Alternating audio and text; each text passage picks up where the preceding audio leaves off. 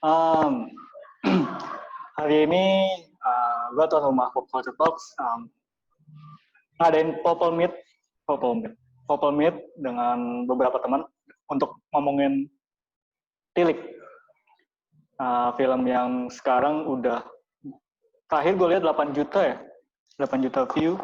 8 juta. Iya, 8 juta view dari berapa hari? Seminggu ya? Wow. Oh, 5 hari 8 juta tuh kalau di bioskop itu udah 5 hari sudah dikata-katain Butejo mungkin ya promosinya. 8 juta orang sudah percaya Butejo.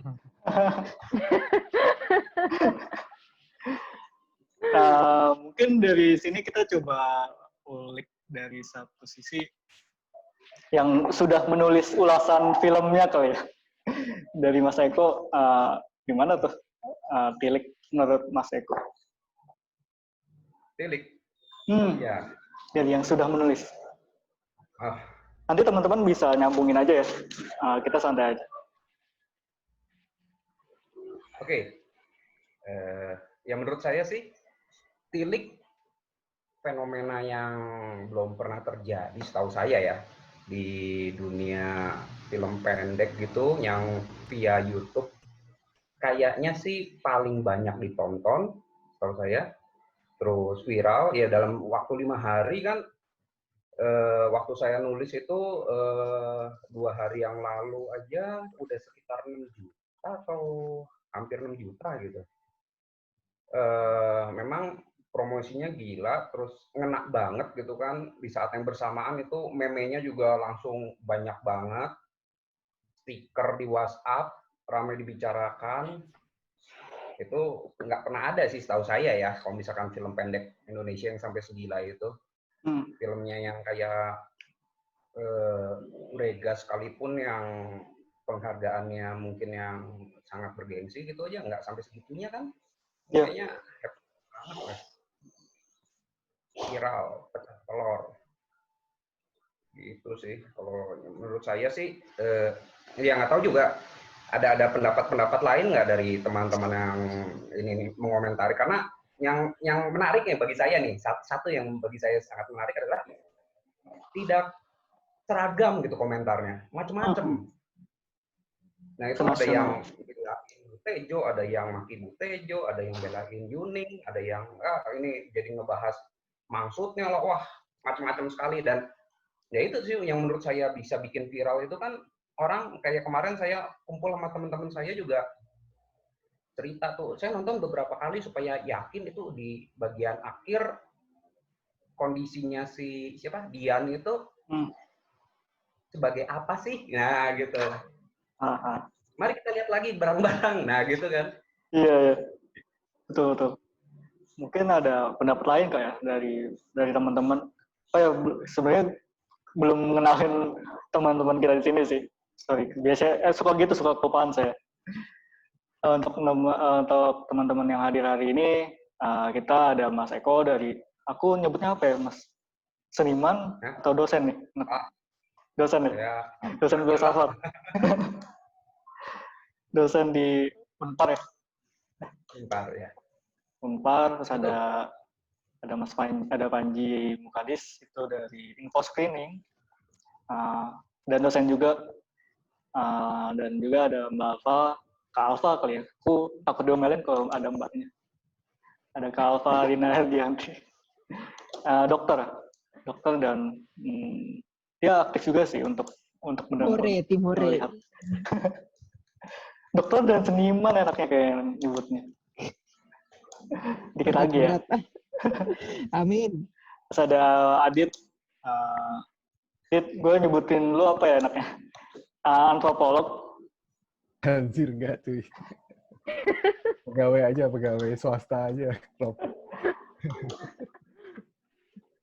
Lulusan antrop aja lah. Lulusan antrop dan juga sekarang megang data-data gitu ya, Adit? Data science. Data science enggak sih, UX researcher sebenarnya. Ya. Dan juga pernah di FFD Jogja. pernah Hmm. di FFP Jogja. Terus ada Eca, nah ini inisiatornya sebenarnya Penonton. dari bahas sinema dan dosen juga. Ya, lintas bidang. Nah, kita lempar lagi nih. Tadi teman-teman Mas Panji. Udah ya disebutin ya tadi ya? udah ada Dosen. Panji Mukadis. Nanti ada Kantia, itu art director yang sering menjadi art director menyusul. Tadi mungkin lebih komenin viralitas dari itunya Tilik ya Mas Eko. Kayak mereka banyak komentar yang lumayan beragam di Tilik. Lalu ya itulah. Mungkin teman-teman ada pendapat lain gitu. Kalau dari Mas Panji atau dari siapa? Atau yang suka lihat branding media Mungkin sosial? ini ya. Mungkin kalau misalnya dibilang promonya gila banget gitu, menurut saya sendiri nggak juga ya. Mungkin promonya ya mereka sudah sewajarnya kayak mengkontak akun-akun film, media film gitu kan, terus mereka disuruh review sebelum diluncurkan, dan mereka juga nggak tahu saya sih nggak ada duit sama sekali gitu. Jadi kayak emang murni kayak public relations. Terus kalau misalnya mau nge-tweet, kalau misalnya mau nulis artikel sebelum luncur gitu kan kayak jadi ini banget ya. Dan emang permainan, dan emang ya call-nya kena banget sih. Dan menurut gue ya emang ini bukan situasi yang bisa terjadi akan berulang walaupun direplikat ya, walaupun situasinya pada suatu hari kita replikasi ini, itu mungkin nggak akan sama gitu. Karena kan kayak kalau menurut gue nih ada dari YouTube juga gitu kan. Dari YouTube ini ya beda misalnya kalau misalnya si Tilek ini diupload di Vidsi gitu. Iya betul. Diuploadnya di YouTube, terus kayak misalnya kita mungkin kondisinya lagi pandemi gitu kan, 5 hari weekdays orang-orang pada nontonin tuh 30 menit tuh bukan jangka waktu yang bentar loh. Film pendek gitu kan. Terus ya mungkin karena kita juga udah lumayan terbiasa sama konten-konten yang lumayan panjangan ya, jadi kayak kita bisa nonton itu gitu. Ya kalau menurut gue emang banyak. Dan ya setelah itu, emang setelah 1 hari kan ada Hikmat Darmawan ngomong mungkin paling menonjol ya. Ini gue amatan biasa aja gitu. Hikmat Darmawan paling menonjol. Nah dari situ kayak dari yang awalnya nonton biasa aja, itu kayak mulai bergulir opininya gitu loh. Opini tentang yang pro kontranya, dan akhirnya orang jadi penasaran dari situ gitu kan. Ya gue liatnya kayak gitu sih, mungkin simpelnya gitu. Itu juga dibahas ya di artikelnya Mas Eko di Bahas Sinema. Soal apa ya, gimana viralitasnya juga lumayan cukup. Dan juga gue juga nemuin ternyata itu Tilik tayang juga di TVRI bulan Juni. Kayaknya belum lama juga sih di situ ya. Di bulan Juni. Kan di TVRI tayang sama Wonders of Murder kalau nggak salah. Waktu bulan Juni awal-awal mah. Di situ uniknya belum cukup viralnya baru-baru ini kan. Dan juga gue setuju sama Mas Panji, mungkin karena platformnya kali ya. Platformnya itu algoritma YouTube lumayan bisa menjangkau semua orang, ya nggak sih? Iya. Gue. Ya Mbak Alfa mungkin ada pendapat panjang. Apa ya? Iya, emang kalau dibilang belum ada film pendek Indonesia yang serame ini dibahas ya, Bang. Kayaknya belum ada ya, beneran. Iya, terus Yang aku lihat sih ada dulu 27 Steps of May. Itu lumayan viral, tapi nggak serame. Oh, bukan. Tapi Tilik sih. film Film pendek. gitu loh. Iya. Ini sebuah apa ya, sesuatu yang baru buat gue, paling nggak selama gue hidup ya. Itu kayak gue belum pernah lihat yang kayak gitu, karena sebenarnya kan film pendek nih kayak penontonnya sedikit kan biasanya di festival gitu kan, emang orang yang nyari aja gitu kan. Tapi sekarang tuh kalau menurut gue benar, kalau kata menurut siapa tadi? Panji tadi kan emang diupload di YouTube tuh kayaknya berpengaruh banget karena emang YouTube kan semua orang ya bisa nonton kan, maksudnya kalau misalnya yang lebih yang pasarnya lebih niche lagi tuh jadi agak susah aksesnya, terus itu masalah akses, terus masalah semua orang sekarang kayak craving buat tontonan yang lebih bervariasi gitu kan. Cuman ini gue lihat sih sebagai apa ya, kalau dulu kan bukan dulu sih, kalau sampai sekarang sebenarnya kalau dilihat ini kan temanya biasa banget ya, maksudnya apa sih kehidupan manusia yang ya sehari-hari aja gitu, yang banyak banget kayak gitu, kayak misalnya ibu-ibu yang relate sama gue misalnya, kalau orang satu sakit yang nengok sekampung gitu kan, itu tuh udah kayak itu premis yang apa ya, bukan cuma di kampung-kampung jauh aja enggak, tapi emang bener di Jakarta pun kayak gitu. Gitu cuman jadi kayak menurut gue emang orang relate, satu, yang kedua apa tuh namanya, dia tuh representasi dari ya everyday people aja, dan makanya dan ceritanya sebenarnya nggak rumit, nggak susah, nggak sulit gitu kan. Itu formulanya simple banget, si konfliknya juga nggak canggih banget itu, cuman apa ya, ada dia itu syarat apa ya, kalau kata gue sih bikinnya cermat ya, jadi kayak si karakterisasinya si masing-masing tokoh tuh apa ya namanya, jelas, dan emang yang mainnya juga bagus sih, jadi kita enak liatnya yang pertama, yang kedua, terus dia 30 menit, semua orang nggak apa ya, nggak takut kayak aduh lama gitu, cuman sekali duduk sitting sambil makan sambil apa gitu, jadi semua orang benar-benar bisa akses. Terus apa ya, ya itu akhirnya sih kayak momennya bagus ya, jadi emang wajar sih kalau dia booming.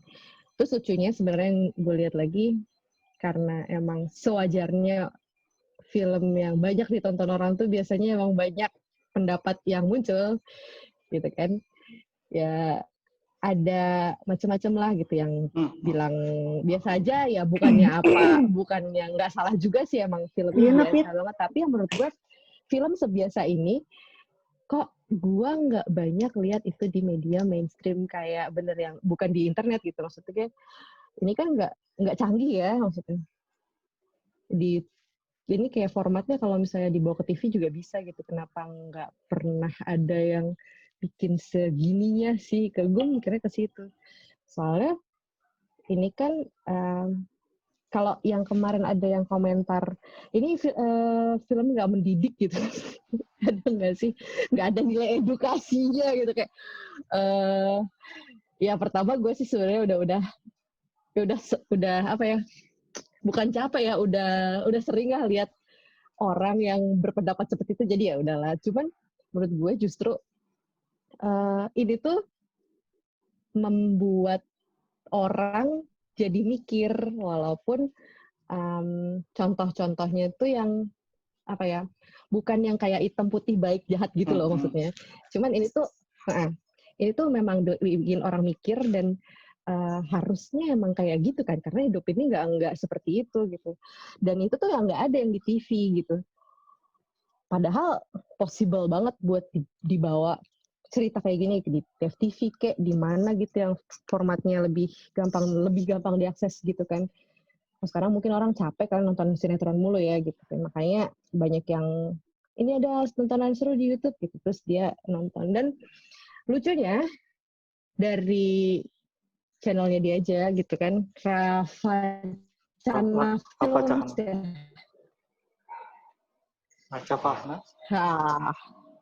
Itu tuh ternyata banyak hidden ya Racavannya itu kayak hidden gem gitu tuh. Akhirnya gue nonton yang lain kan kayak Anak Lanang lah, terus apa sih namanya yang Nilep lah kayak gitu-gitu tuh kayak ini lucu deh gitu kan. Tapi kok nggak apa ya baru gue dengar sekarang ya pas lihat ini dari tahun kapan gitu kan. Ya oke banget sih sebenarnya. Gue sih berharap ini bisa bikin orang mikir ya kenapa sih yang sebiasa ini tuh nggak pernah ada di yang lebih banyak dilihat orang yang di TV komersil sih sebenarnya. Bagus sih. Iya, tapi di waktu tayang di TVRI bulan Juni awal di Twitter kayak nggak begitu rame sih, nggak ada yang bahas malah kayak. Mungkin ada yang bahas tapi ini nggak ke highlight mungkin sama Twitter bahasan Tilik pas tayang TVRI. Ya, TVRI gue tahu sih TVRI sekarang udah mulai gerak ya, cuman yang nonton TVRI siapa ya? Mohon maaf nih, gue tahu TVRI sedang memperbaiki diri, cuman masih kurang kayaknya dibanding dengan ya SCTV gitu kan. Di jam-jam prime time-nya ibu-ibu yang pegang remote gitu kan. Tapi gue yakin kok kalau ibu-ibu yang pegang remote jam-jam prime time itu kalau dikasih film macam Tilik atau yang lain-lain ini yang lebih Anak Lanang misalnya, jadi tonton juga kok orang sebentar, bisa bikin iklan gitu loh. Jadi ya mudah-mudahan ini bikin sesuatu yang bikin jadi mikir aja gitu. Wow, luar biasa.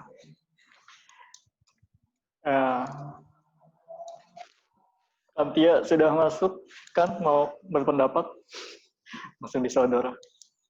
Yang lain dulu deh, baru kelar makan. Sumpah aku baru makan seblak demi terus mencerna dulu.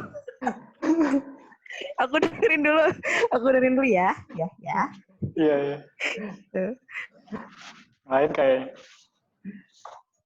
Eca atau Adit? Adit dulu deh, Adit. Sebagai yang pernah hidup di Jogja kali ya. Iya. Sebenarnya ketika nonton film Tilik ini cukup romantik memori di Jogja sih, apalagi karena logat Bantulnya yang sangat kental gitu kan, ibu-ibunya. Tapi yang menarik lagi itu ketika aku ngelihat diskusi-diskusi soal film Tilik ini, itu dia beredarnya menariknya dia beredarnya nggak cuman dari niche marketnya sinetfil yang cukup spesifik gitu ya, tapi juga di grup WhatsApp ibu-ibu gitu, di grup keluarga, mungkin karena platformnya di YouTube gitu kan, jadi kayak dan mudah disebarluaskan di grup WhatsApp, jadi ibu-ibu juga bisa nonton langsung gitu di handphonenya. Mungkin itu sih yang membuat cukup banyak dibicarakan ya. Karena di grup keluargaku, di grup keluarga teman-temanku pun juga ibu-ibunya juga ngobrolin film itu juga. Jadi mungkin menarik sih, nggak cuman dibicarakan oleh orang-orang yang biasa membicarakan film atau yang orang punya latar belakang di festival film, tapi juga cakupannya lebih luas sih pembicaraan film ini gitu. Terus soal film ini selain suka ininya sih, Rob, mungkin kayak suka karakternya, terus juga setuju juga sama Mbak Alfa yang nggak hitam putih gitu ya, mungkin juga membuat biasanya kalau di sinetron pergunjingan ibu-ibu mungkin sudah dapat ditebak kalau si Dian itu Dian bersih nih, maksudnya tebakannya Yuning bener gitulah. Tapi di sini ya ada sisi kayak gitu ya, sisi yang nggak hitam putih. Terus ya selain itu ada detail-detail yang menarik sih soal apa namanya gesturnya Bu Tejo gitu, yang gestur-gestur ketika dia apa namanya ngasih duit ke siapa sopir truknya, terus juga ternyata setelah nonton lagi kan si Yuningnya itu punya hubungan sama siapa namanya sama Dian ya. Itu kayak ternyata ada bias juga nih si siapa namanya Yuningnya si ada bias juga ketika menilai Dian gitu. Itu sih apa cukup menarik karena dekat dan mungkin detail-detail yang menarik juga untuk filmnya, dan sebenarnya yang membuat film ini dibicarakan terus sekarang karena selain isunya yang dekat juga platformnya sih yang apa ya, mungkin karena ya itu tadi platformnya di YouTube, terus ibu-ibu jadi kepancing juga buat nonton, jadi nggak cuman di niche sinetron doang nih film ini, gitu sih kayaknya sih Rob. Ya. Aku nggak ada komen sih. Cuma apa ya, di kalangan ibu-ibu ibu-ibumu banyak banget ya ibu-ibu. Di kalangan teman-teman ibunya Adit itu ketika nonton Tilik tuh gimana sih ekspresi ibu-ibu? Maksudnya tahu nggak sih ekspresi mereka tuh ketika nonton Tilik, apakah mereka wah kesentil nih gitu? Ini sih apa ya, ada ekspresi yang menarik kayak misalkan kemarin sih ada teman baru cerita gitu, nge-share di grup keluarga gitu, terus ibunya udah habis nonton, terus ibunya ngomong gini, dia ngeresponnya gini, alhamdulillah gitu, sebagai seorang muslim silaturahmi mah harus ya, tapi jangan sampai gibah kayak gitu. Maksudnya ya mungkin ya dia sebagai seorang ibu-ibu gitu beberapa kali menjumpai interaksi yang kayak gitu ya, maksudnya ya ada silaturahmi tapi ada potensi gibah juga gitu. Ya nyorotin ininya sih mungkin sesuatu yang dekat dengan mereka ya, apa tilik ke orang yang sakit, jenguk ke orang yang sakit sama gibahnya gitu, lebih ke situnya sih. Ya, Eca mungkin udah gatel mau berpendapat, Cak.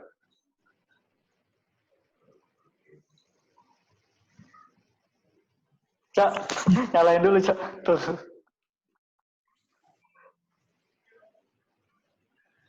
Oke, sorry. Gue pikir udah nyala. Yang lain karena udah bahas soal viralitasnya, gue boleh masuk rada ke konten filmnya nggak? Boleh. Atau Kantia mau coba dulu sebelum bahas konten. Apa Kantia? Nah, Kantia dulu. Sebelum bahas konten atau pendapat Kantia sama lu sama? Kantia sebagai perwakilan warganet. Sebagai penikmat lombe turah. Enggak sih, kayaknya ya aku juga Eca dulu aja deh kayaknya, soalnya kayaknya Eca lebih ke konten ya. Eca dulu aja deh, Cak. Siapa tahu okay. ada yang sama. Kalau gue sih kayak ngelihat film ini jadi menarik karena nggak cuma soal filmnya aja, tapi bagaimana akhirnya perdebatan itu jadi perdebatan publik gitu. Itu kan suatu kecanggihan buat yang langka kita alami gitu ya, film pendek terus akhirnya jadi perbincangan publik, dan perbincangan publiknya juga beragam gitu, dalam artian ada yang misalnya cuma ngomenin soal meme-nya Bu Tejo atau ngomongin aduh Bu Tejo tuh kayak kita banget gitu, sampai ada yang banyak juga yang ngebahas lebih misalnya lebih dalam atau lebih detail gitu soal film ini sendiri. Cuma yang gue menandai beberapa hal gitu soal film ini. Yang pertama tuh soal apa yang kita nggak tahu nggak sama dengan kalau itu tuh nggak ada gitu. Si kayak di tokohnya Yuning itu kan maksudnya dia nggak tahu gitu apa yang terjadi, dan dia sendiri makanya disindir soal makanya handphone tuh dipakai buat cari informasi gitu. Dan ketidaktahuan Yuning itu tidak sama dengan tidak ada sesuatu gitu, tidak terjadi sesuatu. Dan mungkin gue ngambil posisi yang rada berbeda juga gitu ketimbang Fox kemarin pertama kali nonton tuh mikir kayaknya bakal dibahas soal gimana film ini jatuh pada stereotipe gitu, stereotip ibu-ibu, emak-emak gosip gitu. Terus pas baca tulisannya Mas Hikmat juga, oh iya bener yang dibahas soal itu gitu. Tapi gue lebih tertarik ketimbang, walaupun itu penting ya, tapi gue milih untuk ngelihat sisi lain dari film ini yang mungkin juga akhirnya kenapa jadi perbincangan publik gitu. Di film Tilik kita bisa lihat gimana Butejo dan Yuning itu sebetulnya sama-sama separuh benar gitu. Gue ngerasa gue kurang setuju gitu dengan pendapat yang mengatakan kalau film ini memenangkan Butejo gitu ya. Dan akhirnya Butejo itu kan representasi katakanlah dengan penyebar hoax, orang yang gampang loncat ke kesimpulan gitu, dari orang yang judgmental. Kalau gue ngeliat sebetulnya itu mereka berdua sama-sama separuh benar gitu. Dan keduanya kenapa bisa separuh benar itu karena sama seperti kita dalam hidup sehari-hari, kita cuma bisa tahu remah-remah informasi gitu.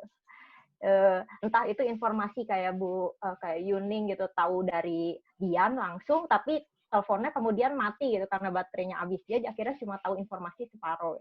Atau misalnya separuh informasi juga bisa kayak Butejo gitu, dia browsing misalnya, dia lihat di bahasan di Facebook, lihat dia mungkin juga Instagramnya, bisa ngelihat fotonya Dian, terus dapat katakanlah testimoni dari tetangga-tetangga yang lain, ngelihat di mall, ngelihat dia sendiri sebagai saksi mata, katakanlah gitu, ngelihat si Dian muntah-muntah, udah gitu dia juga mempersepsi respon Dian ketika muntah-muntah, langsung menghindar gitu. Menurut gue kira di situ muncul gitu pertanyaan, apakah di zaman sekarang gitu prasangka baik dan prasangka buruk tuh masih relevan gitu. Ketika kita punya separuh informasi gitu, remah-remah informasi, apa yang akan kita lakukan? Apakah kita akan merangkai kepingan-kepingan puzzle ini, kemudian membuat semacam dugaan arahnya kemana? Atau kita memilih untuk mengabaikan remah-remah informasi ini karena dianggap kan informasinya nggak utuh gitu, jadi mendingan saya abaikan aja gitu. Terus juga yang gue lihat adalah ketimbang ngelihat Yuning sebagai sosok yang kritis, katakanlah skeptis dan juga menunda kesimpulan, gue justru lebih mendekatkan sosok Yuning pada kesadaran naif gitu. Dalam artian karena di dalam adegan ada 2 kali dia nunjukin sisi lain dari si Yuning ini ketika Butejo ngasih amplop ke Gotre, terus dia bilang ini mahar gitu. Dia tepat gitu membaca dari amplop pada mahar, padahal si Butejo belum ngomong apapun gitu soal pencalonan dia di pemilihan lurah gitu. Tapi dia udah langsung loncat ke situ. Dan yang kedua adalah ketika dia bilang mengaitkan amplop itu dengan jangan-jangan uangnya nggak berkah nih makanya mogok gitu. Jadi gue nggak bisa lihat dia sebagai sosok yang katakanlah seprasangka baik itu kepada orang lain, karena dia sendiri ada adegan-adegan yang nunjukin bahwa dia tidak, dalam tanda kutip, tidak senaif dan sepolos itu gitu. Dan dan di sisi lain kemudian muncul juga kan adegan kayak yang tadi juga disebut sama Adit gitu, soal ternyata masih ada hubungan ini ya, kekerabatan gitu.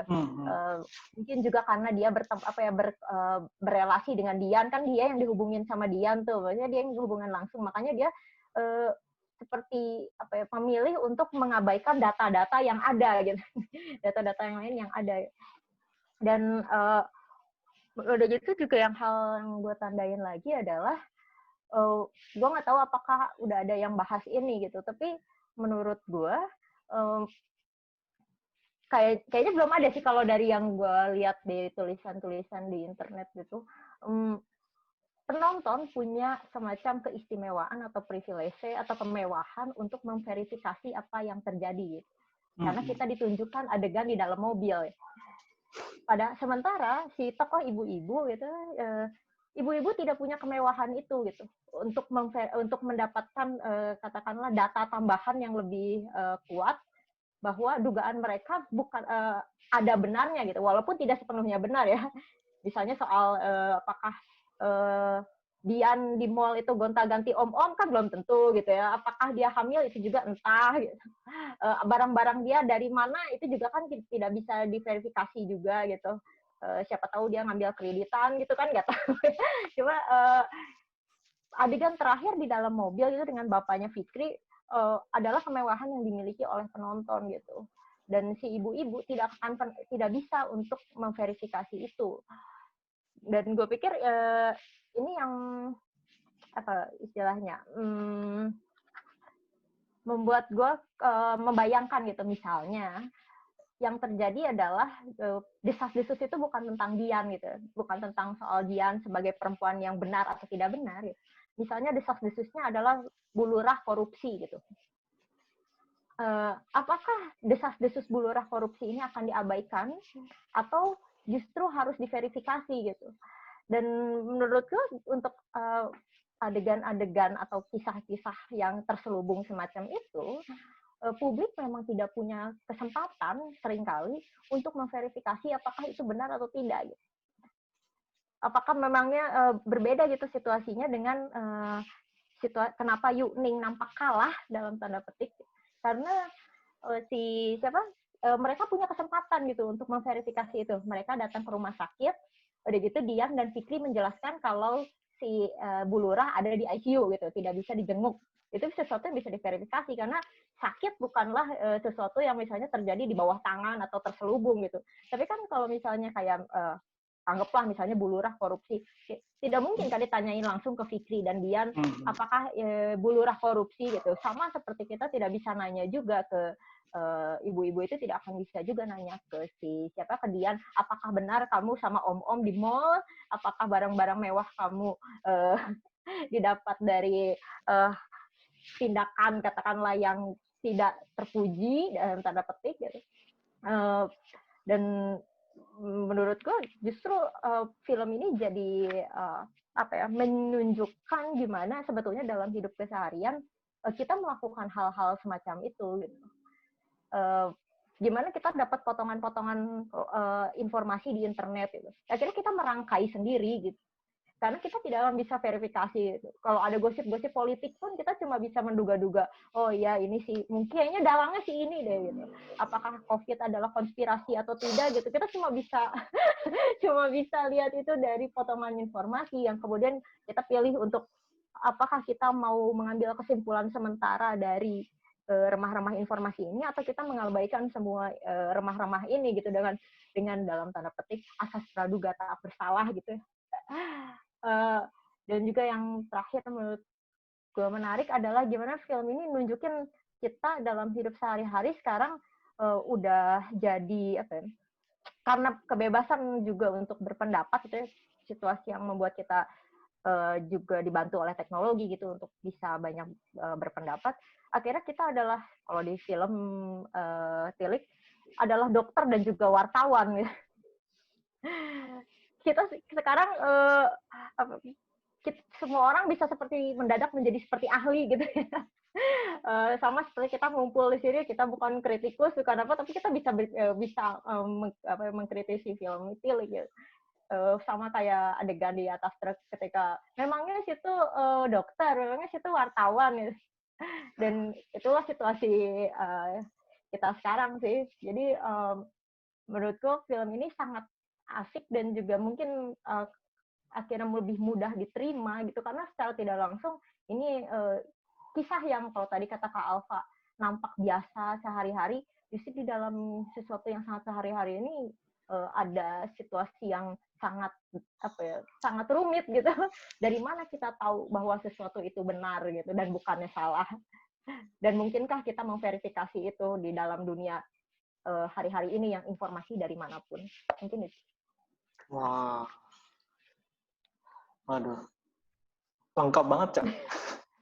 Udah kita akhiri aja deh.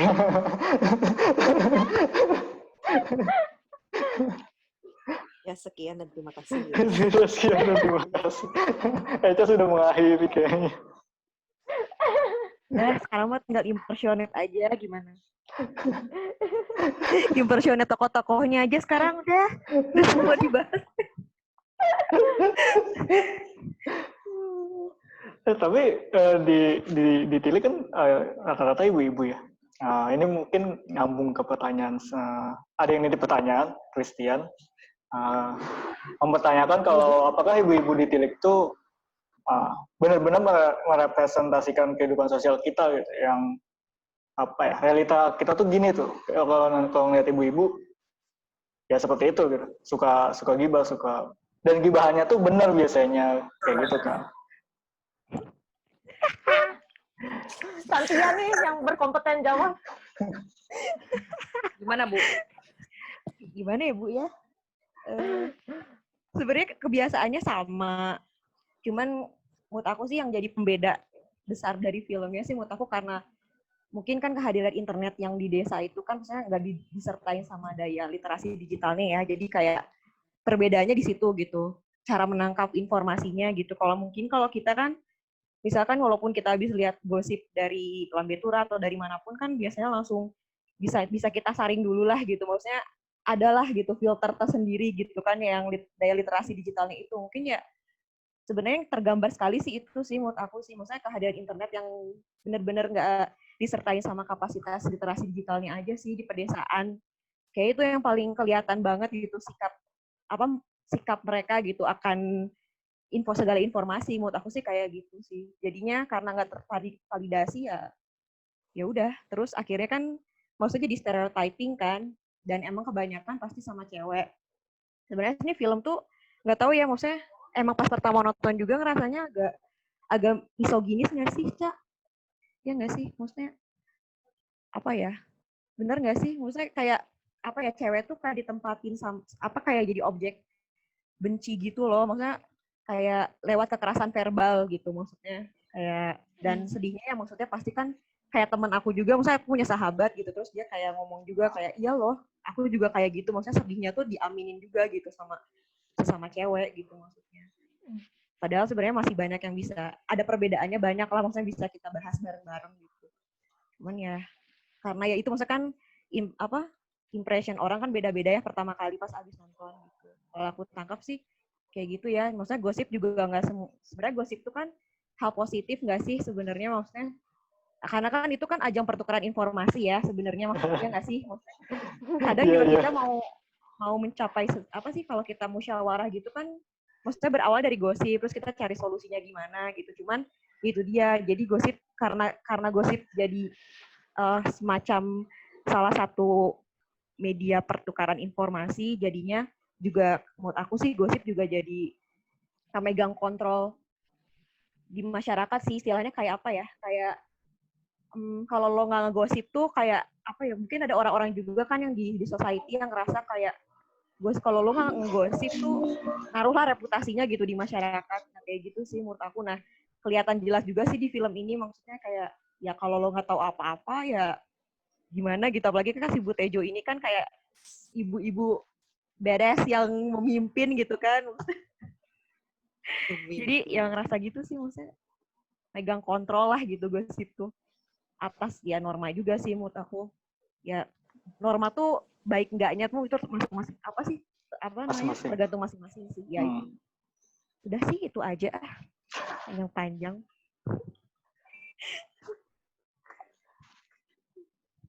Kak Eko mungkin mau berpendapat nih soal masyarakat. Oh, iya. Kalau soal, ya betul. Barusan kan Kantia cerita soal gosip itu penting atau enggak ya?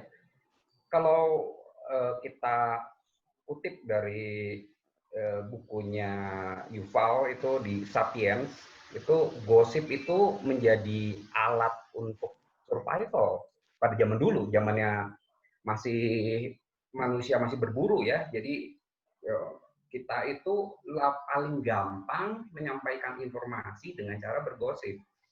Misalkan contoh kayak lihat semak-semak gitu yang gerak-gerak gitu, sekelompoknya kita terus melihat itu semak-semak goyang berarti ada sesuatu. Nah gitu kayaknya singa nih. Nah itu kan survival kit-nya gitu. Jadi memang benar kalau misalkan orang-orang pendobrak, orang-orang yang masa sih singa, siapa tahu itu misalkan kijang yang kakinya patah gitu. Bisa jadi juga kalau kita samperin malahan kita bisa jadi dapat makanan atau dimakan misalkan. Nah si out of the box itu yang menjadikan orang itu maju. Tapi kalau untuk mempertahankan si lingkungannya, karena kan si gosipnya di film Tilik ini penting karena ya sekali lagi Bu Tejo ngomong ya ini kan kita ngegosip kayak gini supaya tidak terjadi masalah nih, biar kondisi moral tanda petiknya itu di desa menjadi baik,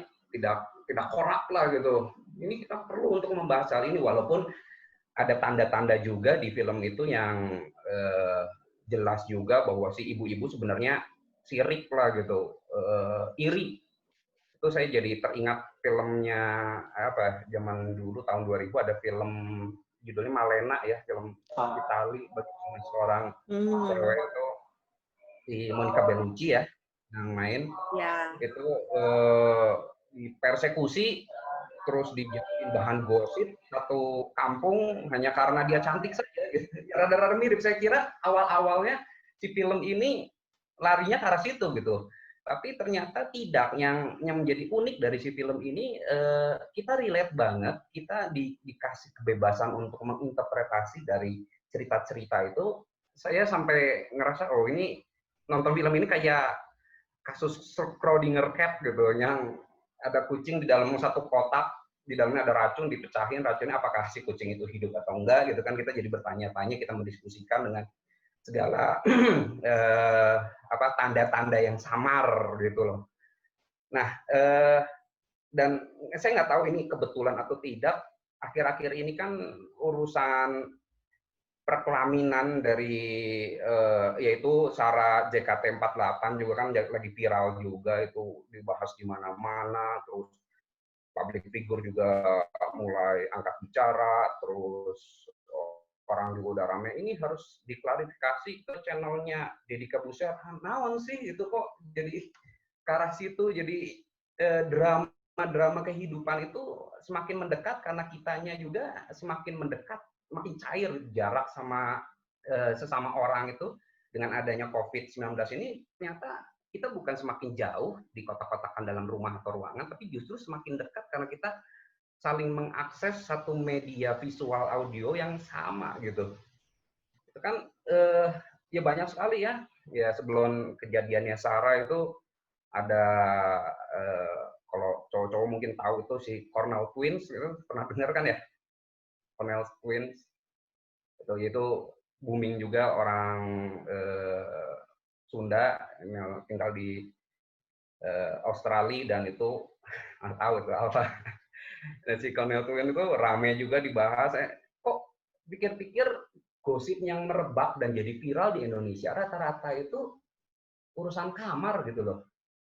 Justru hal-hal yang lebih mendalam, urusan yang lebih krusial, urusan politik atau apa itu ya oke, viral, tapi dibandingin sama yang kayak beginian itu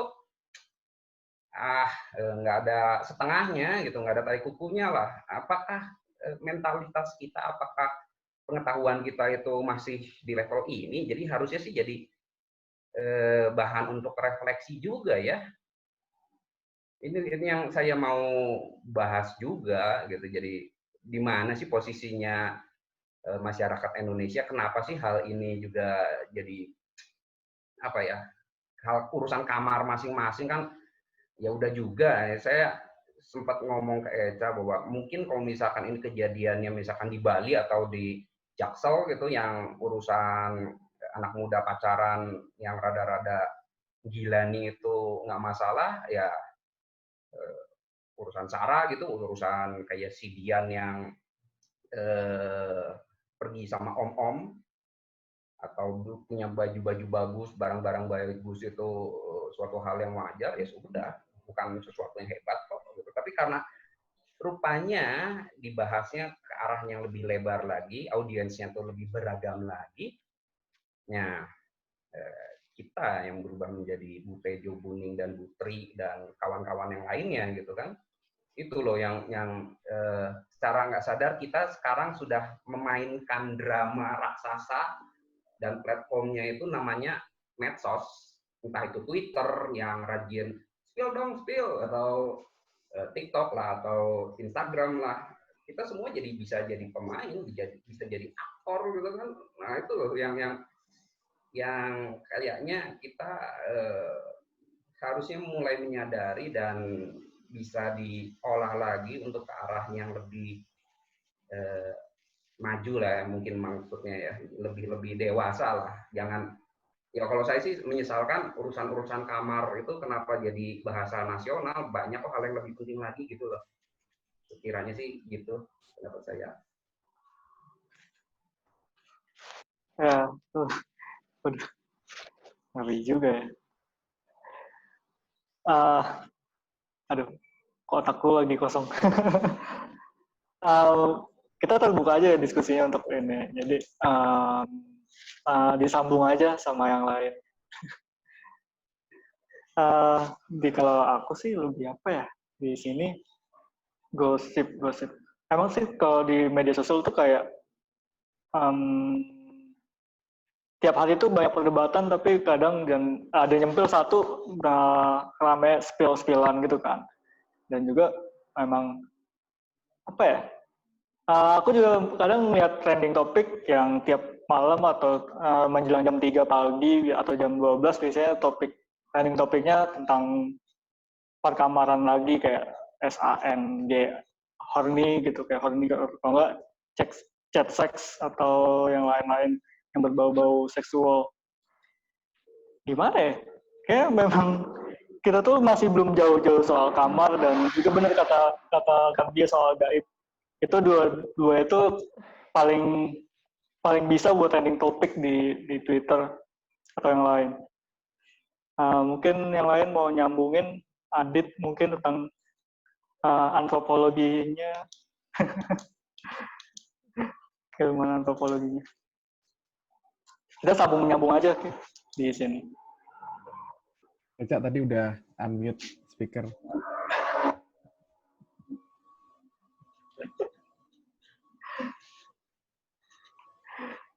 Kuntilanak air.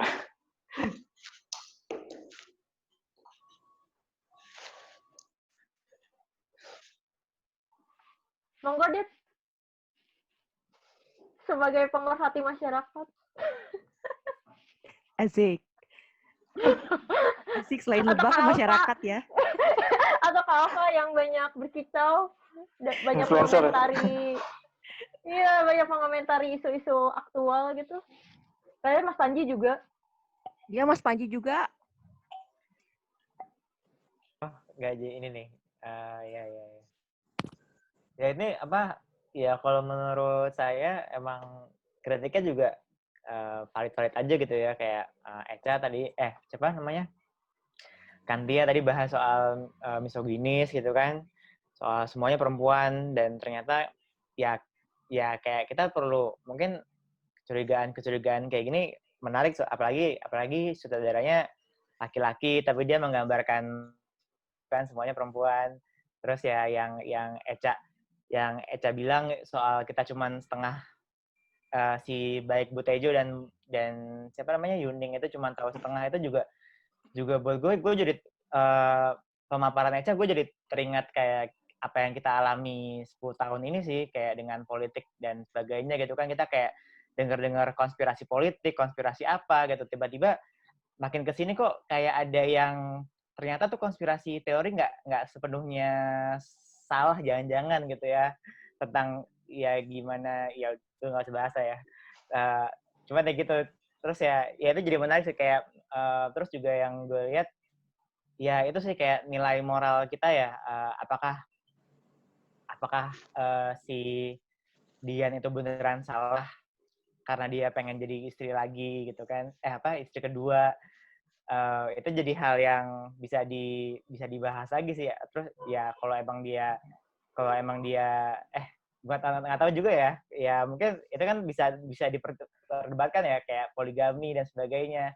Nah, kebetulan si Wahyu sendiri kalau tidak sutradaranya punya film Anak Lanang tentang poligami juga gitu kan.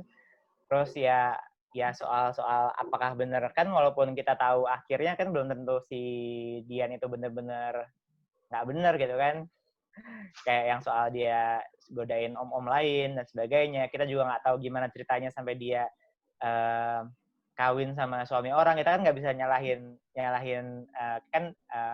it takes two to tango gitu. Perlu dua orang, cowok dan ceweknya gitu kan. Kita nggak bisa nyalahin ceweknya juga walaupun dia jadi suami istri kedua. Yang kayak gitu-gitu jadi menarik sih. Dan emang waktu gue pertama kali nonton pun ya kayak gitu. Dan waktu itu kemarin ada yang sempat diskusi sama gue ya soal ini. Ya itu sih. Ya semuanya valid lah kalau menurut gue. Gitu aja sih. Atau mungkin pada media sosialnya Panji tentang hoax ini. Atau gimana? Ya emang ya gue terus terang emang kritiknya tuh valid ya, tapi gue juga dengar dari Echa, gue terharu juga sih, kayak dapat paparan yang kayak signifikan gitu kan, dapat insight baru gitu. Terus ya soal hoax yang ternyata jangan-jangan selama ini kita hoaxnya nggak benar-benar hoax. Terus ya kayak ya itu juga yang tadinya kita juga dianggap kenapa sih mesti ada scene terakhir itu gitu. Terus Echa tadi bilang kayak itu keistimewaan dari penonton tahu hal lain gitu.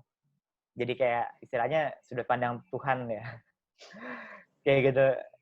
Ya mungkin gue gitu aja sih. Kalau dari sosmed ya gue cukup lega sih ya. Kayak kemarin kan rame soal Zara gitu ya. Rame soal Zaranya jadi kayak cuma bentar gitu loh. Gara-gara tilik juga mungkin. Terus kayak masing-masing pihak tuh gue lihat, gue sampai gerah gitu kan, gue sampai keluar sosmed dulu, kayak masing-masing pihak tuh kayak narik orang sampai ke tataran moralnya dia gitu loh. Kayak baik yang liberal banget, baik yang konservatif banget gitu kan, kayak merasa emang lo pasti nggak pernah pacaran ya, sampai kayak gitu aja kaget gitu kan, padahal kan nggak kayak gitu juga gitu. Terus ya gue nggak ngomongin soal salah benar Zara ya. Ya kayak gitu aja sih sebenarnya.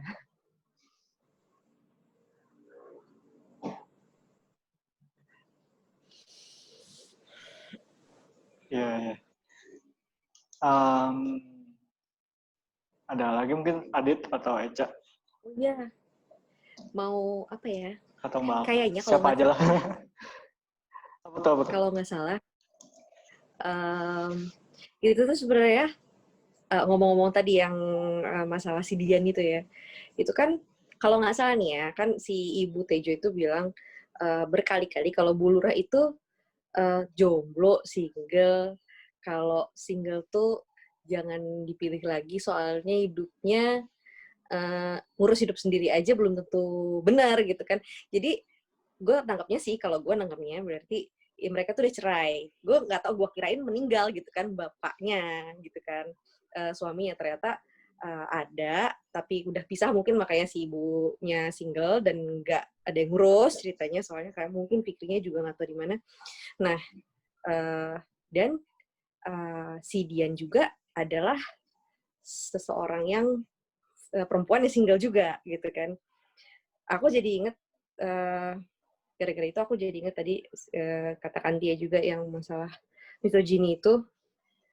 Rupanya aku juga mikir gini, rupanya apapun kondisinya gitu kan, ini sebenarnya gue melihat gue sebenarnya melihat si Tilik ini sebagai cermin gitu kan, yang apa yang kita lihat tuh kadang-kadang emang nggak enak gitu, tapi ya emang itu gitu kan.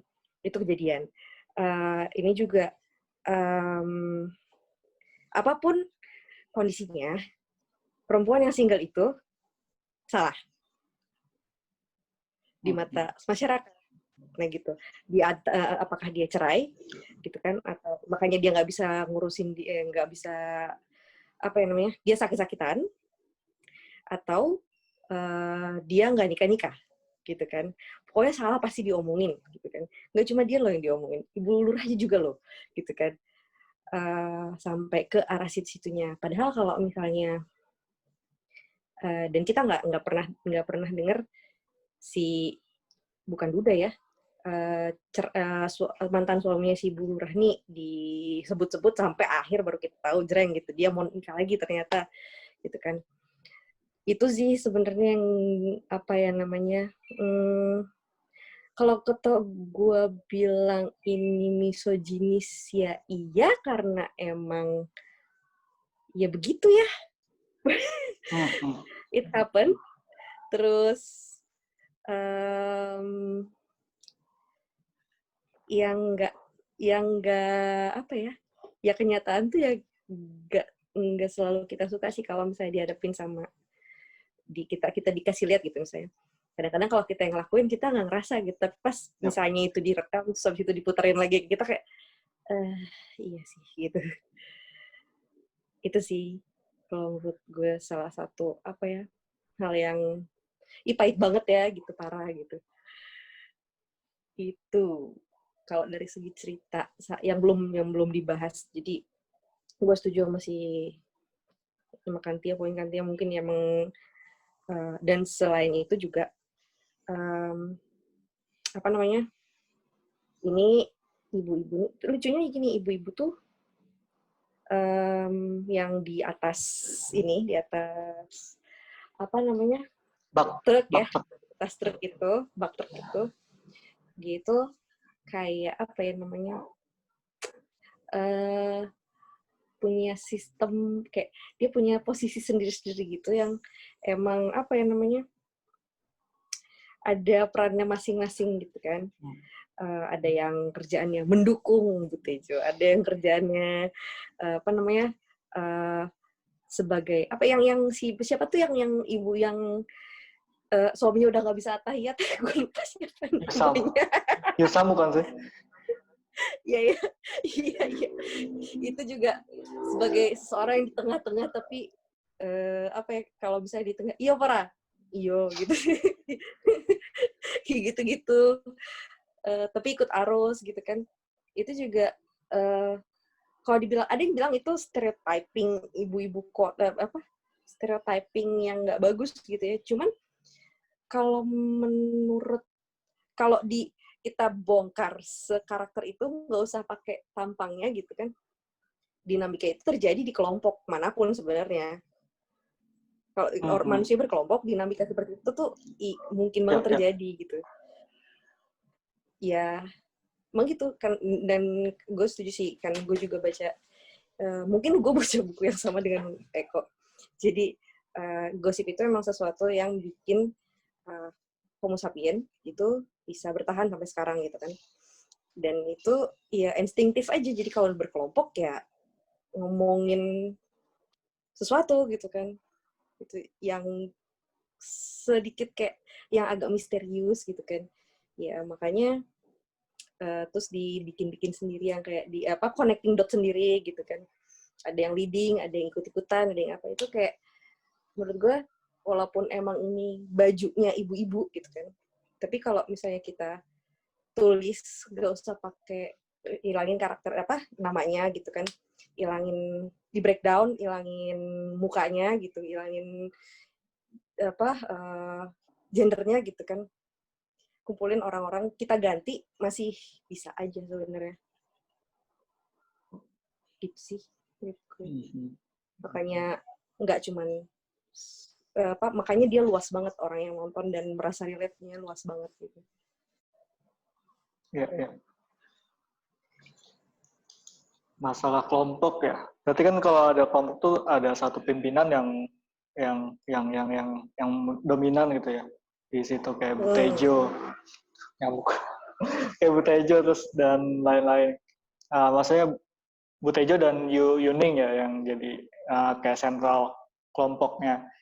Dan juga memang di masyarakat, kalau misal di masyarakatku gitu ya, atau di keluargaku, ketika ngomongin sesuatu memang ada satu yang leading, yang ibaratnya ini tuh kayak yang memulai omongan dan juga ngompor-ngomporin sesuatu. Kejadian juga tuh kemarin ketika pulang ke Bekasi, ngomongin orang di keluargaku, ibuku yang terus ngomong, tapi yang iyain tuh anak-anaknya biasanya. Di lingkup keluarga pun kayak gitu kan, di lingkup kecil lah ibaratnya kalau keluarga kan. Kalau yang kelompok kan bisa ibu-ibu pengajian, ibu-ibu. Bahkan kita mungkin kalau lagi kumpul langsung ngomongin orang gitu kan. Dan ada yang leading, misal Kantia yang leading buat ngomongin orang, atau Panji mungkin yang leading ngomongin orang, atau siapapun yang leading buat ngomongin orang kan. Selalu ada yang dominan gak sih di situ ya kan? Di situ. Gak jelas sih gue. Tapi menurut gue kayak ini nggak sih, di film itu juga nunjukin gitu, di atas bak truk itu kan sebetulnya yang paling didominasi sebetulnya sama ibu-ibu yang tidak bicara kan. Warganet yang kalau kita dengan dunia internet gitu, warganet yang membaca dan mendengar doang. Yang nyambung-nyambungin ya. Denger aja gitu ya. Iya, yang gitu. muntah doang gitu. Dan menurut gue kalau misalnya kita ngomongin dunia kriminal gitu, orang yang tahu tapi diem aja itu kan komplotan gitu. Iya. Sama kejinya. Dan itu biasanya jumlahnya juga banyak kan, yang seolah-olah inosen, seolah-olah nggak ikutan gitu kan, padahal sebetulnya mereka terlibat dan akhirnya jadi komplotan juga gitu. Oh, kalau influencer, pengikut influencernya ya? Iya nggak sih? Kalau nggak pengikutnya buzzernya yang nyerang semua gitu. Bantu retweet doang. Iya. Bantu retweet. Siapa tahu setelah turun dari bak truk justru ibu-ibu yang diam ini yang nantinya akan nyebarin di RT masing-masing gitu. Tapi Gotrek tuh fungsinya apa ya? Selain jadi supir. Kayaknya dia kompor juga deh si Gotrek. Dia ini kayaknya perwakilan bapak-bapak desa yang siap milih Dian.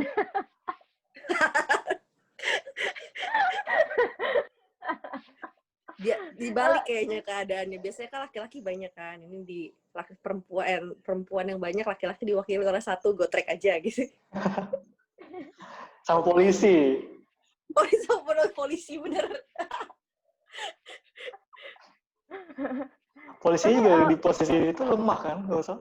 Kalau banyak ibu-ibu di. Iya lemah. Si Gotrek juga kelihatan gak nyaman kan waktu lagi si ibu-ibu ngomongin Dian gitu.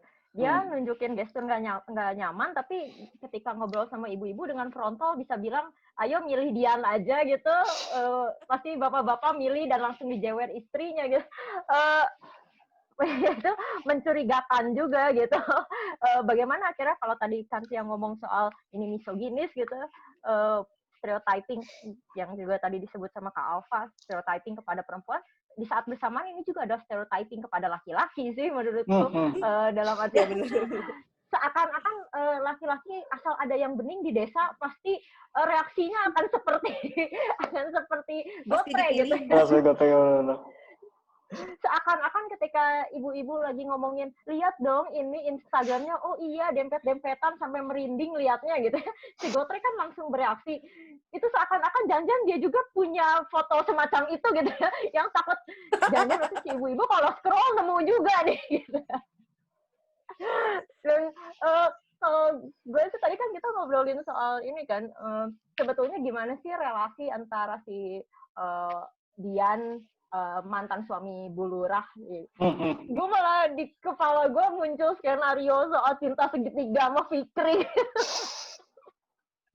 Oh. Maksudnya itu kan akan menguntungkan Dian itu, dalam artian setidaknya ibu-ibu di desa akan lebih maklum gitu dalam tanda kutip ketika dia bersama dengan Fikri, dan di saat bersamaan itu penting gitu sebagai perlindungan dia supaya bisa menyembunyikan yang lain di belakang gitu. Ini konspirasi. Ya, perwakilan laki-laki berbicara. Adit atau rumah Kak Eko atau Panji. Yang laki-laki nanya dong, yang laki-laki nanya. Mau nanya ke yang laki-laki dong. Waduh. Kan aku dulu pernah kan, maksudnya waktu kerja tuh kadang juga kalau lagi istirahat tuh lagi break suka ke belakang tuh. Terus ada teman-temanku yang cowok yang umurnya remaja sampai bapak-bapak tuh gosip ya kan, samar-samar tuh dengernya gitu.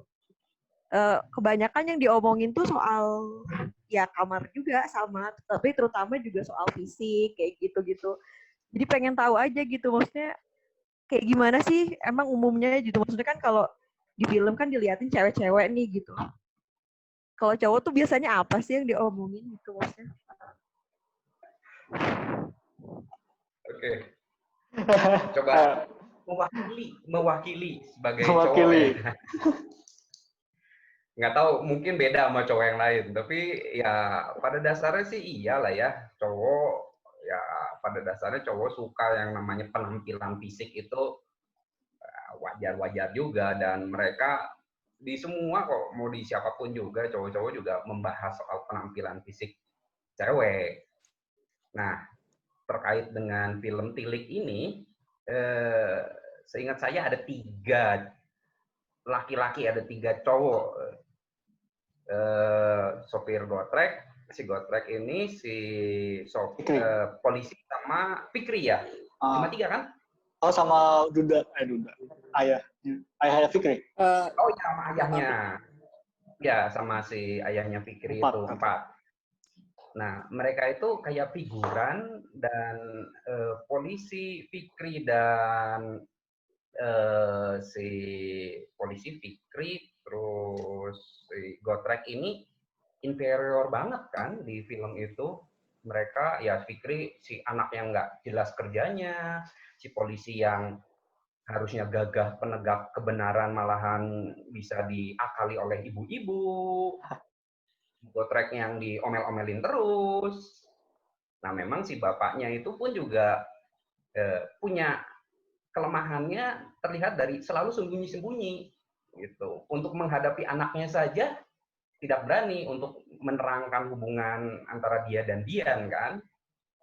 Dian juga sampai ngomong, saya udah capek nih sembunyi-sembunyi kayak gini terus, ya, sabar-sabar. Makanya sekali lagi sih film ini menariknya tidak membicarakan siapa yang baik, siapa yang buruk, kenapa yang ini menang, yang ini kalah. Ya seolah-olah menang dan kalah. Tapi si film ini yang tadinya jagoan malahan jadi loser gitu, yang loser malahan jadi justru, memang saya lihat si Ibu Tejo itu cukup hebat loh. Ibu Tejo itu emang solutif gitu. Jadi orang itu yang solutif ya bener, dia itu karena semuanya pada kecewa pada akhirnya kan, terus ya udah dibandingin sia-sia kita pergi ke pasar gede ya. Iya dong, iya kita mau belanja apa nih? Nah gitu. Nah pada di menit-menit terakhir itu Bu Tejo benar-benar jadi alpha male gitu, jadi pemimpin yang memang solutif menurut saya gitu. Emang kalau nggak ada Bu Tejo itu bete semua tuh baliknya. Nah itu yang akhirnya cerdas juga si siapa ini sutradaranya mungkin ya, si Mas Wahyu Agung itu. Wahyu Agung ya, siapa namanya? Ya itu dilihat dari film-filmnya dia yang lain juga banyak yang nggak serta-merta benderang ceritanya, yang kayak Anak Lanang gitu juga kan. Wah, itu ternyata bagus juga itu film. Bagus ya, Anak Lanang. Itu menarik sih, boleh dijajal juga kalau yang belum nonton. Ya, perwakilan dari laki-laki. Ada lagi pendapat yang lain gitu, Pak? Para cowok-cowok? Aduh. Gue mah, ya kayak barusan. Adit aja deh, Adit. sebenarnya nggak beda jauh, maksudnya di apa ya? Ya sebenarnya yang tadi di-mention Mbak Alfa juga secara kelompok laki-laki pun ngegosip juga, gosipnya juga ngomongin cewek iya, ngomongin kerjaan iya, ngomongin apa ya, ngomongin nasib buruk di kerjaan, di festival film juga iya.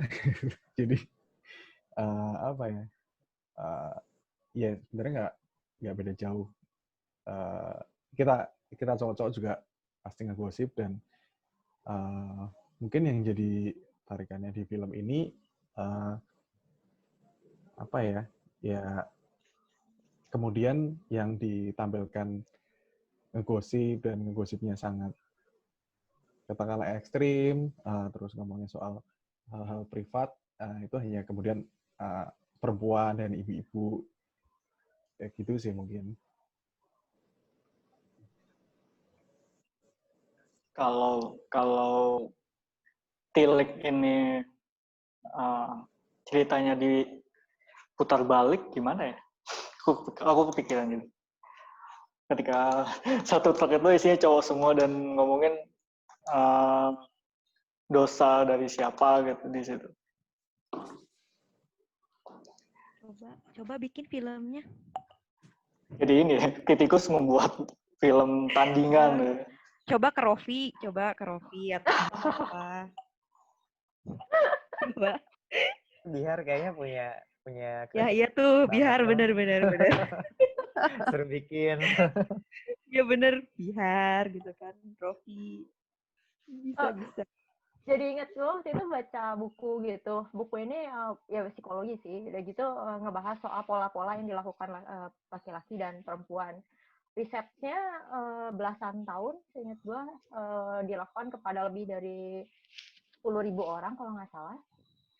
Kemudian dibahas gitu bagaimana kalau perempuan ngegibah, yang dibahas adalah persis yang dibahas sama film Tilik gitu. Bagaimana perempuan lain, bagaimana dalam tanda petik gitu fisikal, moralitasnya atau hal-hal semacam itu gitu.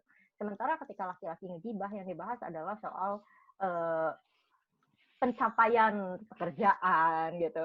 Siapa sih yang nganggur misalnya atau hal-hal semacam itu ya. Tentu saja ini kan pola ya dalam bentuk bisa jadi tidak seperti itu gitu. Masa semua orang kayak gitu, tapi buat gue pola yang diamati oleh penelitian ini jadi menarik gitu.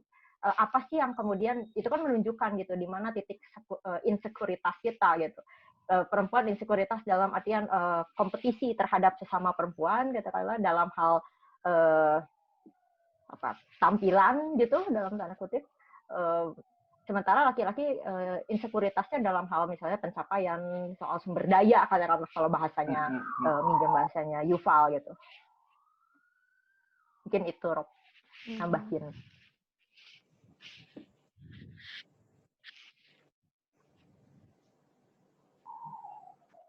Ya, bisa. Ada ambulan. Sebelum, karena mau 1 jam kali ya. Apa ya enaknya? Mungkin sebelum kita akhirin kali ya. Di dalam.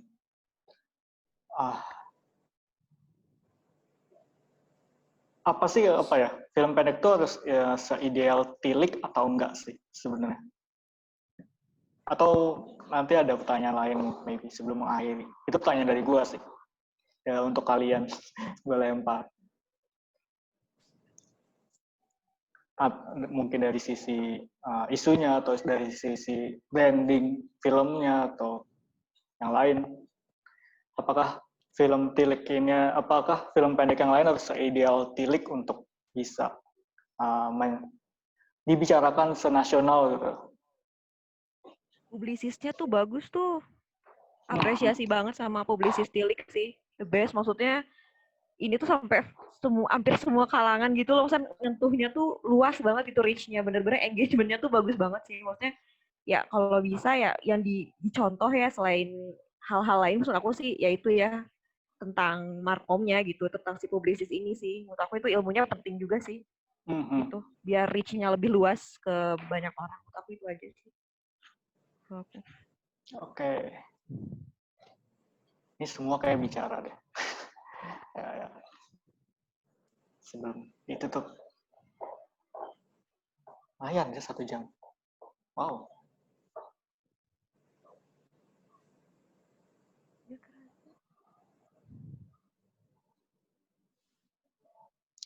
Eca, Panji, Mbak Alfa, Kak Alfa, Adit, atau Kak Eko?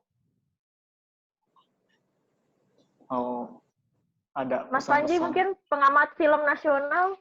Wih. Ya yang pasti ya emang soal publikasi ya emang mungkin ya udah nggak perlu diomongin lagi ya karena Tilik udah nyontohin gitu. Terus ya ini soal menurutku juga soal kalau misalnya kamu bilang apakah kita perlu film-film kayak Tilik lagi ya mungkin kita justru mencari lebih banyak representasi gitu. Kayak ini kan film Jogja ya. Jogja perfilman di Indonesia tuh di mana sih? Di Jakarta juga masih tercecer gitu kan. Paling Jakarta Jogja terus kota-kota lain ya siapa tahu kita nemu hidden gem terus kayak misalnya sutradaranya juga kah gitu kan kayak kenapa ini bermasalah, kenapa ini problematis itu mungkin karena juga sutradaranya juga cowok gitu kan kita nggak punya banyak belum lihat banyak sutradara cewek terus juga kayak keaktoran gitu kan mungkin keaktoran ya kalau ya tadi yang gue bilang balik lagi sih kayak Jogja emang udah aktor-aktornya panggungnya udah banyak banget gitu kan di lain tempat gimana nih gitu padahal misalnya kebutuhan industri pun juga perlu banyak aktor gitu kayak dan mungkin kayak perspektif lain ya kayak maksudnya kayak yang setengah benar ini kalau misalnya gue ngambil dari film lain ya kita punya film apakah kita perlu mengesampingkan sama sekali film G30 SPKI gitu kan mungkin ya enggak gitu kan tapi kita perlu yang lain misalnya film Jagal gitu kayak Jagal dan G30 SPKI Pengkhianatan itu jadi kayak sejarah-sejarah yang dua-duanya tuh kayak saling melengkapi gitu sejarah kecil gitu ya walaupun sejarahnya juga kita nggak tahu yang mana yang benar gitu kita ya kasarnya gitu ya ini kasarnya aja ya itu sih mungkin kalau dari gue ya perlu perspektif lain perlu banyak industrinya juga perlu di pemerataan pembangunan gitu kan Sabang sampai Merauke gitu film bahasa Jawa tuh kok gampang banget ya diterima sama orang se-Indonesia gitu apakah demikian halnya kalau misalnya film bahasa Sunda, Kalimantan banyak lagi bahasa Malaysia aja mungkin bahasa Sumatera aja kita mungkin udah aneh gitu kan dengernya ya mungkin kayak gitu aja kayak kalau dari gue Bandung mungkin ya nanti. Jadi inget gak sih, maksudnya gara-gara bahas ini jadi inget dulu pas Gunfest gak sih, ada yang nanya ke Eja, aku inget banget tuh, bedanya film Bandung sama film Jogja apa ya? Film Bandung apa ya? Makanya terus itu aku baca lu ketawa-ketawa gitu, apa ya, Cak?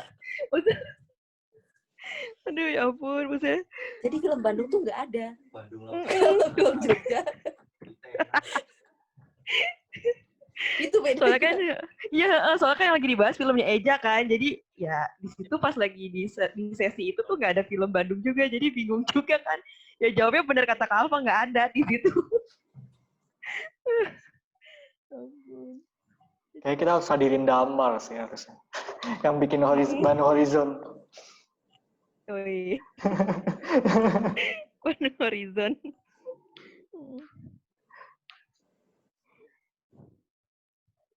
Mungkin dari yang luar, dari tadi luar Bandung ya.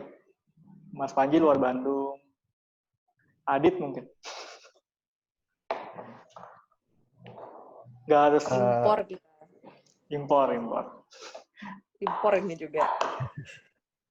Apa ya? Mungkin kalau pertanyaannya apakah kemudian film harus seperti Tilik yang bisa masif. Supaya bisa masif, justru sebenarnya enggak sih menurutku, karena sebenarnya senada juga sama Panji sih soal apa, kayaknya memang perlu dibikin beragam ya, justru biarkan film-film ini dengan banyak perspektif ini berkontestasi aja gitu, dan kemudian diskusinya dibuka seluas mungkin gitu, dan mungkin yang jadi masalah kan masih banyak film atau produk kebudayaan lain yang melanggengkan stereotip gitu kan. Nah, dengan memperbanyak film-film yang dengan beragam perspektif ini, kita jadi ada kontestasi juga buat tawaran perspektif lain gitu. Persoalan soal apakah kemudian harus seperti Tilik supaya bisa jadi viral, supaya jadi masif, itu mungkin persoalan terpisah ya. Mungkin nggak mungkin angle-nya bukan dari konten filmnya, tapi justru dari kerja distribusi dan publikasinya sih. Ya, mungkin itu sih pendapatku.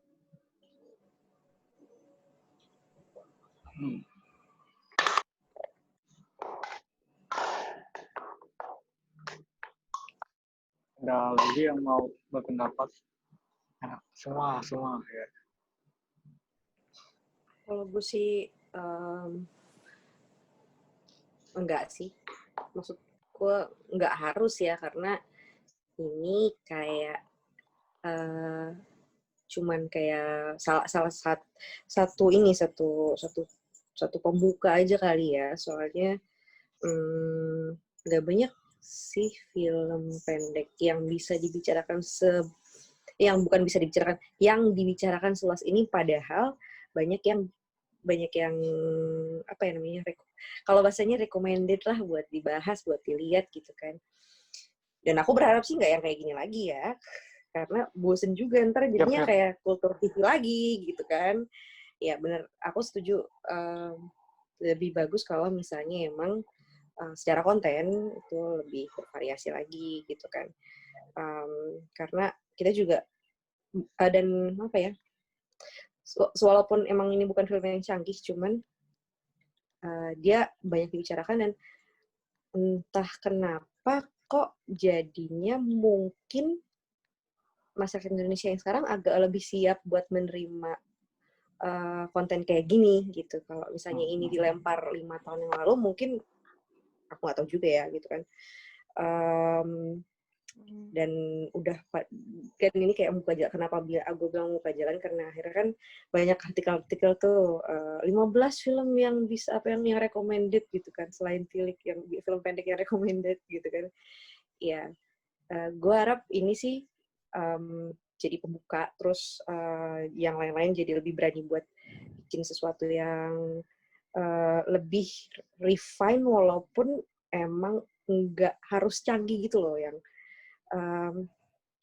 yang ceritanya ya real dan bisa dibuat, nggak harus pakai CGI apa gitu loh, maksudnya kan gimana ya, karena gue masih merasa sebagai penonton bukan profesional bioskop tuh, kalau orang-orang Indonesia tuh penonton Indonesia pada umumnya tuh mikir kalau film bagus itu pakai efek yang gimana gitu kan, atau cerita yang plot twist apa segala rupa. Ini kan sebenarnya emang ada reveal ada yang di reveal gitu kan di belakang, cuman emang bukan enggak yang kayak gimana sih gitu kan, biasa aja sebetulnya ya itu, tapi memang disajikannya dengan jelas, sederhana, ya udah gitu. Ya eksekusinya aja sih nggak belibet gitu, nggak kayak sinetron, nggak apa, tapi iya yang jelas aja. Nah ini tuh biasanya Kalau yang dulu sih orang-orang Indonesia yang zaman dulu mungkin nggak terlalu tertarik untuk membicarakan hal ini. Yang gue tahu ya beberapa tahun yang lalu. Gak tau, mungkin memang udah siap aja. Jadi gue harap ini ke belakang-belakangnya lebih banyak lagi yang bisa lebih ke apa ya, memainstream gitu. Keluar dari pasar niche-nya itu. Ya. Film pendek kalau ini menurut gue untuk film pendek lebih ke pertama temanya harus beragam sih, nggak harus ya perspektifnya jadi nggak hanya yang sama kayak Tilik, jadi punya banyak perspektif yang bisa diambil. Lalu juga ya itu kerja publisisnya ya harus baik juga supaya semua masyarakat juga bisa bisa tahu filmnya. Kalau Tilik kan berarti ada kerja publisis yang lumayan jago di situ. Karena dilihat dari beberapa film yang pakai kekuatan viral, kayak yang aku lihat 27 Steps of May, dia pakai kekuatan viral di Twitter, itu lumayan dapat audiensnya di situ. Kerja publisisnya juga harus jago di situ. Ya, kalau itu menurut aku sih. Mungkin ada yang lain sebelum kita mengakhiri. Ya, Mas. Ya memang tadi kan tadi Robi bilang ini udah pernah diputar di TVRI ya. Pernah diputar di TVRI dan ya biasa-biasa saja tanggapannya. Benar juga sih. Kalau kan bilang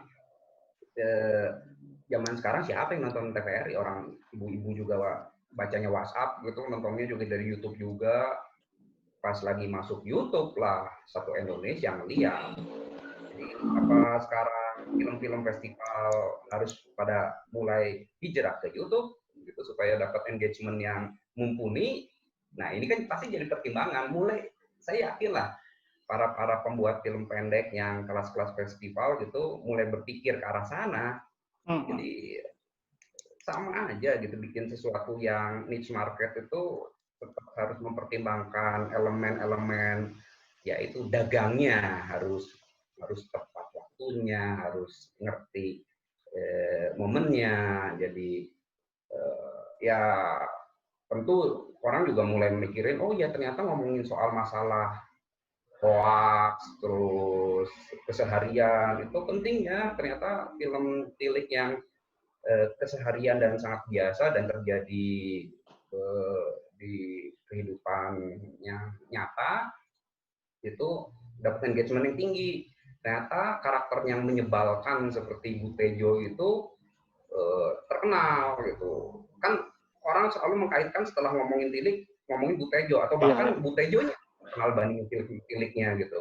Setelah orang lihat ini apaan sih, ada cewek berkerudung hijau kok berseliweran di mana-mana, apa sih ini? Orang pada nanya-nanya, oh itu dari film Tilik. Apa film Tilik? Nah orang mulai mengenal film-film pendek Indonesia. Oh ternyata film pendek Indonesia itu ternyata bagus-bagus juga ya.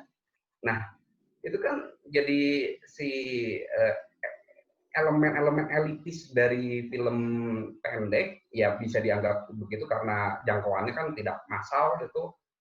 Ya mulai dipertimbangkan, oh kita kayaknya mulai ini deh, kita mulai nge-YouTube deh, atau kita nge-Twitter lah gitu.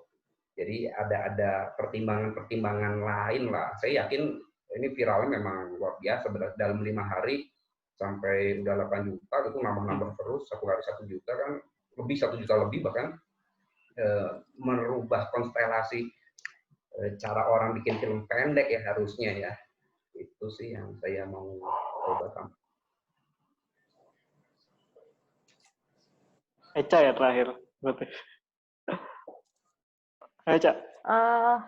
Kalau tadi pertanyaan Robi apakah harus? Ya tentu tidak harus, siapa yang mengharuskan gitu. Tapi Ambigu mungkin kalau penilaian gue. pertanyaan, tapi kalau pertanyaannya apakah boleh? Ya boleh gitu. Dalam artian makanya tadi teman-teman yang lain pada bicara soal engagement-nya gimana akhirnya film pendek menjangkau penonton yang lebih luas gitu. Bagaimana isu-isu penting itu bisa akhirnya tiba di penonton dalam tanda petik pada umumnya gitu ya. Dalam arti itu ya tentu boleh dan di saat bersamaan juga sepakat juga gitu dengan Adit dan juga Mas Panji soal ya kita penting juga itu soal representasi gitu, jangan karena nanti ini loh prototipe film pendek yang viral nasional dan semuanya kayak gitu ya jangan gitu juga gitu. Tapi mungkin aku lebih ngelihat sedikit ke soal kontennya gitu, dalam artian kita selama ini sedikit banyak gitu orang akhirnya mengkotak-kotakan antara kalau tadi disinggung sama Kak Alfa, film yang bagus yang ada CGI-nya gitu. Dan di kotak yang lain ada soal ini film festival banget gitu ya, dalam tanda kutip ya, festival banget artos, gitu. Artos.